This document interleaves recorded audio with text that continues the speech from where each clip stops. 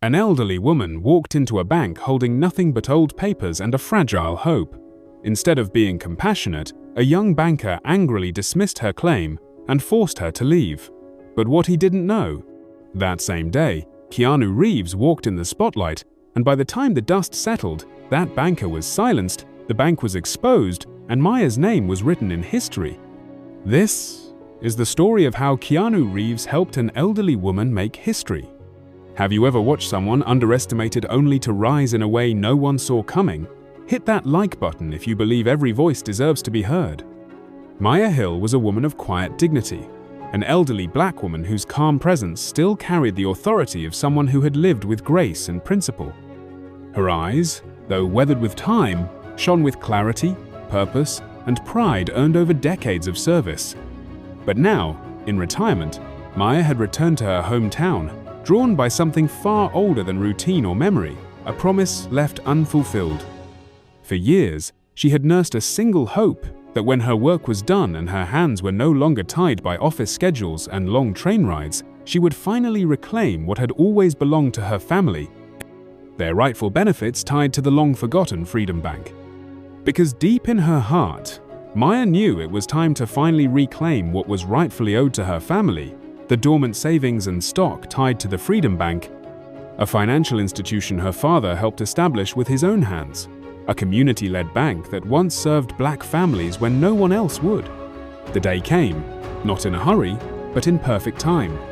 The morning sun filtered gently through the magnolia trees as Maya Rose Hill, a distinguished woman in her late 70s, stepped onto the sidewalk outside her modest home. Her steps were slow, but purposeful. She wore a lilac blouse and a dark blue skirt pressed and neatly paired with a straw hat she hadn't worn in years. Her grey hair was pulled back into a low bun, and around her wrist she wore her late father's watch still ticking, still keeping time. Under one arm, she held a time-worn leather folder, the kind with a brass clasp that once belonged to her father. Inside it lay decades of documents, faded deeds, handwritten savings records, original shares, and banking correspondence.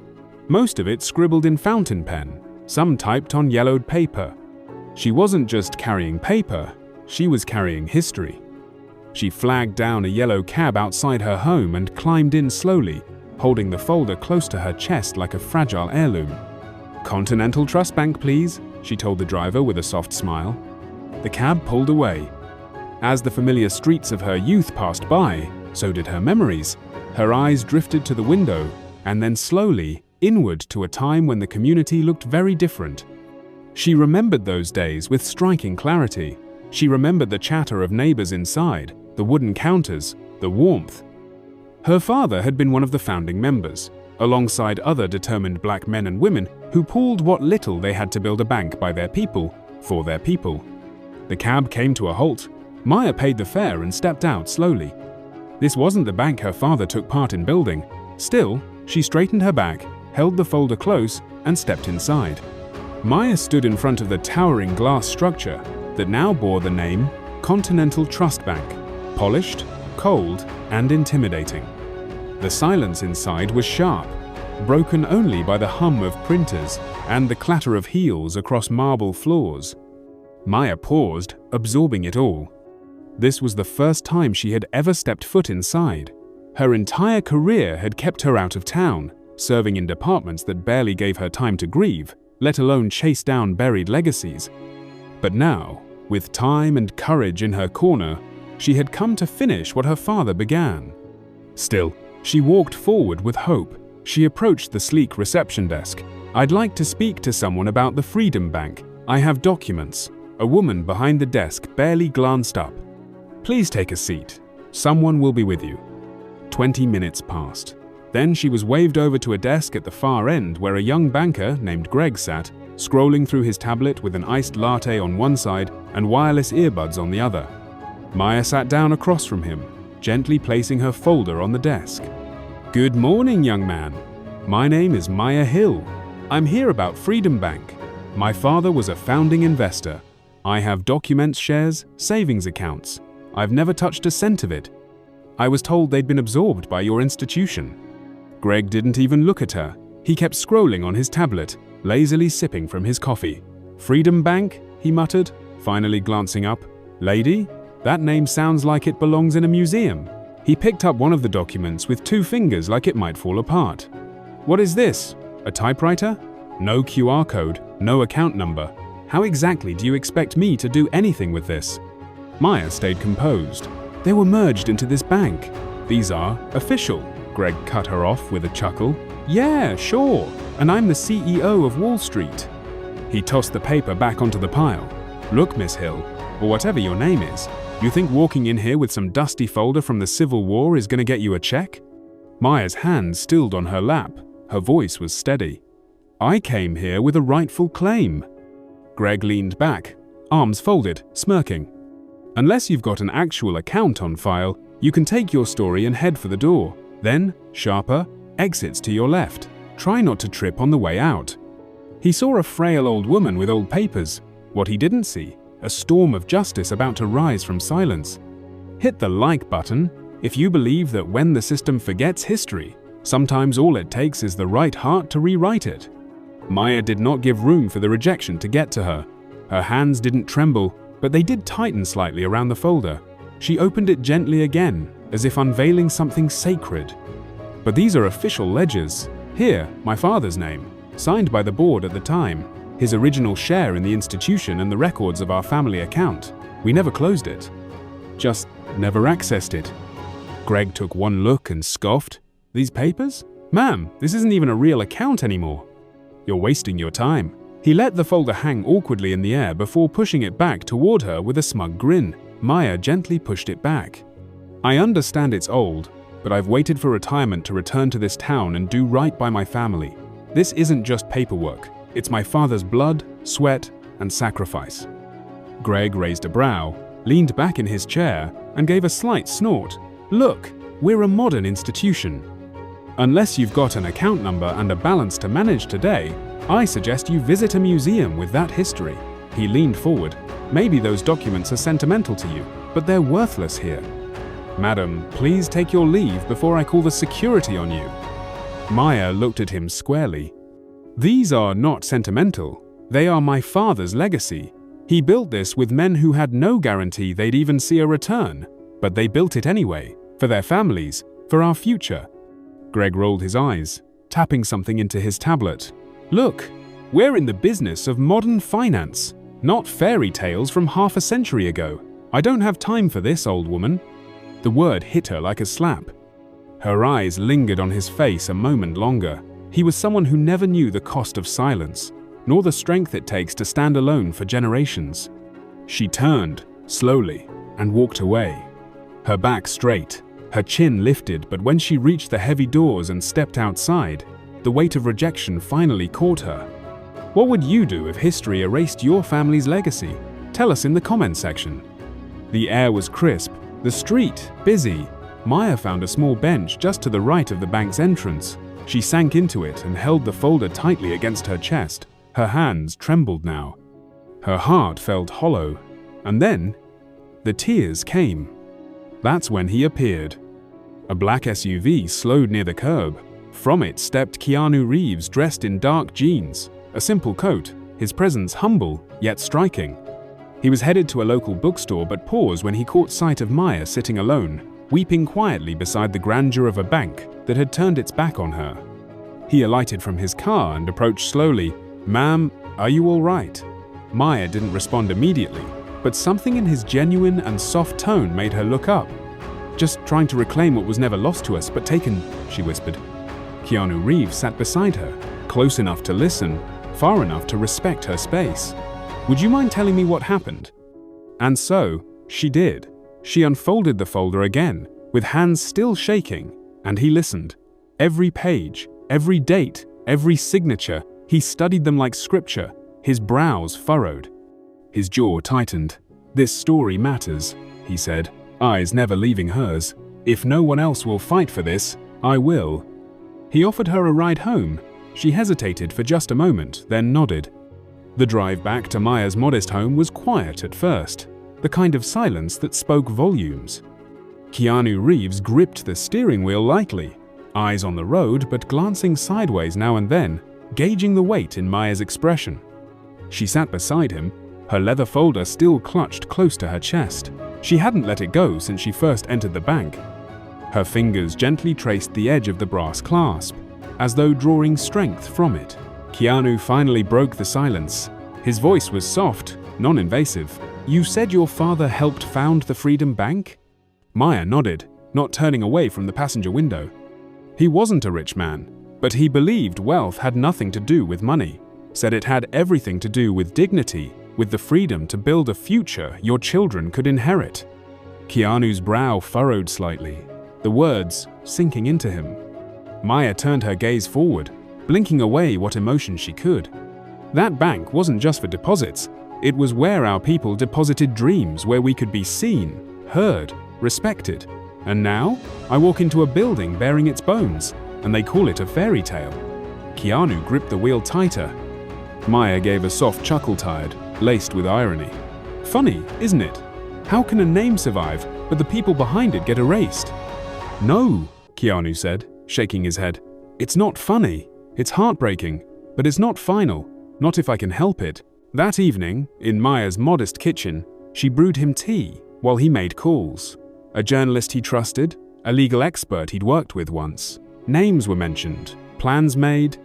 She sat at the edge of her chair, the warmth of memory softening her voice. "My father used to walk me down to Freedom Bank every Saturday. I was just a girl, but he made me feel like I belonged in those halls, said our names mattered there. Then, she was a barefoot little girl, always beside her father. Both looked up at a proud, humble brick building with bold white lettering across the front, Freedom Bank, after its construction. "This is ours, Maya," he had told her, kneeling so they were eye to eye. "So our people never have to ask permission to build a better life." She recalled the smell of polished wood, the sounds of neighbors chatting, and the feeling of dignity that lingered in every transaction. But the years moved on. Her father passed. Mergers happened. The bank was quietly absorbed by Continental Trust Bank, and slowly, its story faded into the background of forgotten legacies, but not to Maya. Keanu leaned in, listening intently. No cameras, no scripts, just a man seeing pain and history in one quiet, dignified woman. He nodded, eyes firm. "Then we'll make sure the world hears your story." Within 48 hours, a Twitter post was up. It showed Maya's documents, her face, her story. Hashtag, number Justice for Freedom Bank. It took off like wildfire. News outlets picked it up, historians weighed in, and celebrities shared it. Maya's voice, quiet and calm, became the thunder no one could ignore. Day in, day out, the story grew louder. What started as a silent bench conversation became a roaring echo across the city, and soon across the nation. Journalists, intrigued by the unlikely alliance between a humble, elderly woman and a global celebrity, began calling in. First local stations, then national outlets. Cameras lined up at Maya's porch respectfully, reverently. This wasn't just another news cycle, it was history being unearthed. Keanu Reeves didn't miss a single interview.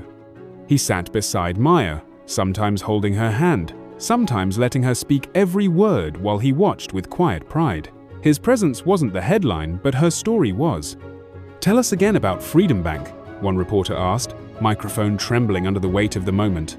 Maya, now calm but fiery, answered, "It was the first place my father ever felt like a man with a say. It was ours, and now they've buried it under glass, marble, and denial." Social media exploded. Clips of Maya's interviews circulated. Meanwhile, investigative reporters dug deep. Archives surfaced, ledgers, boardroom notes, and documents showing how Freedom Bank had once been thriving until quiet acquisitions and misfiling led to a paper trail disappearance. But the roots were still there. Maya's folder was no myth. Her documents matched records the bank had failed to erase entirely. Continental Trust Bank began to feel the heat. Stockholders called emergency meetings. Customers withdrew funds in protest. Every morning, headlines painted them not as a legacy institution, but as a thief of legacy itself. And Maya? She remained steady. Each interview she gave was a tribute to her father. Each word, a note in a song long left unsung. Beside her, Keanu continued to fight not as a savior, but as a believer in justice. Hit that share button to share Maya's story, so the world remembers what dignity looks like. Under mounting public scrutiny and an avalanche of media pressure, Continental Trust Bank found itself backed into a corner. What began as a quiet dismissal of one woman's claim had erupted into a national conversation, one laced with questions about financial misconduct, erasure of community contributions, and systemic betrayal. Headlines questioned the bank's integrity. Community leaders demanded answers, and the public, now wide awake, refused to look away. In a move that was less of an invitation and more damage control, the bank called Maya back not to negotiate, but to contain the firestorm she had ignited. When the doors of silence finally open, truth doesn't knock, it walks in with evidence, a witness, and the world watching. Maya stood at the entrance of the boardroom, this time not as a quiet petitioner, but as a force. By her side, her attorney, media cameras rolling, and Keanu Reeves, whose silent presence alone had set social media on fire within minutes. The executives of Continental Trust Bank shifted uneasily. They had invited her back to clarify a misunderstanding. They didn't expect her to bring the truth and an audience. Greg was already seated, trying to compose the face of a man in control. But the second his eyes locked with Maya's, a flicker of fear broke through. The same woman he had dismissed was now returning with the weight of justice behind her, because when truth walks back through the door, lies have nowhere left to hide. Maya didn't sit. She stood in the center of the room like a mirror they couldn't look away from. Her attorney placed a thick folder on the glass table. Page 1, an internal email. Then came the reclassified ledgers, altered signatures, community funds rerouted under fabricated authorizations. Share this story so the world can see that when systems fail, the people, only exposure brings change. Greg leaned forward to speak, but his mouth opened only to close again as Maya signaled to speak. His silence said more than any defense could. The lie was out, and the world was listening. "You told me the records were lost," Maya said, voice unwavering. "You told my people we were never here, but we were. We built this bank from the ground up and you buried our names under your paperwork," Maya spoke. A hush fell over the boardroom. The board chair's lips thinned. She glanced at Greg. "Greg, is this accurate?" No answer. Maya stepped closer to the table, not in aggression, but in truth. Cameras leaned in. Live streams ticked up in views by the thousands. "We didn't come here to beg. We came to be heard. We came to be seen. Not just by you, but by everyone watching this. And if you're watching, remember this. Your voice matters. Your story matters. Don't wait for justice. Show up with your truth." In the corner, Keanu Reeves shifted ever so slightly. He still hadn't spoken, but the weight of his presence made the moment feel monumental. Greg finally spoke softly, broken. We can look into this." Maya shook her head. "Calm, clear. Number, you'll act, and you'll do it publicly. Apologies behind closed doors won't repair years of betrayal." The room was silent, because when Maya walked in, they thought they were hosting a meeting. But what they got was a reckoning. This isn't just Maya's story, it's every community that's been told to wait, to be quiet, to disappear. And outside that boardroom, the world kept watching. The boardroom lights dimmed at the close of the meeting, but the weight of the decision echoed louder than any closing gavel. Behind the polished glass doors, a chapter had ended and a new one had begun.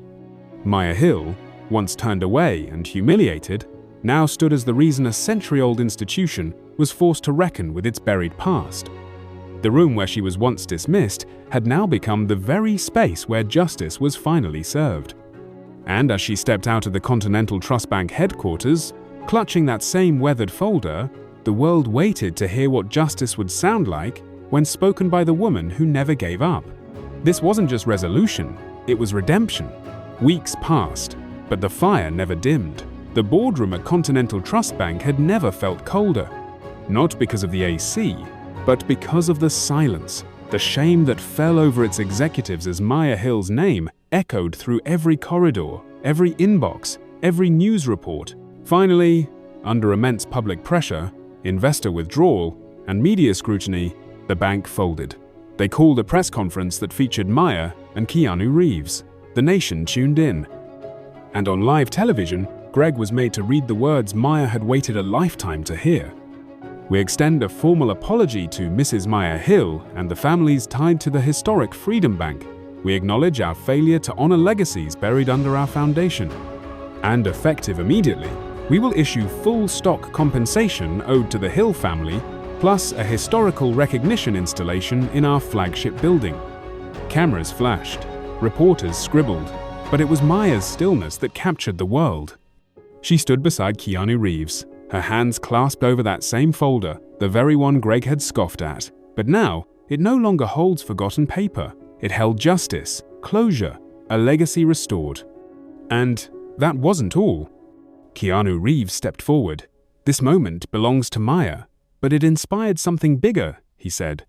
He announced the launch of the Maya Hill Foundation, a non-profit dedicated to helping marginalized communities recover lost generational wealth, overlooked land claims, and historical injustices swept under institutional rugs. The crowd erupted in applause. Maya stepped up to the podium. Her voice was strong, unshaken. "This wasn't just about money," she said. "It was about memory, about justice, about the people who came before us and the future we owe it to." She paused, then smiled. "We didn't just find a folder, we found a movement." The camera zoomed out as Keanu joined her, gently placing a hand on her shoulder. Together, they walked off the stage, side by side, Maya's folder pressed to her chest, not with desperation, but with pride. One woman, one folder, one fire that lit up history. This is a reminder that history, even when buried, still breathes. And sometimes, it just takes one person brave enough to speak and another bold enough to listen. Check out our videos for more real stories of forgotten legacies, unlikely heroes, and the power of remembering. Don't forget to subscribe to keep history alive.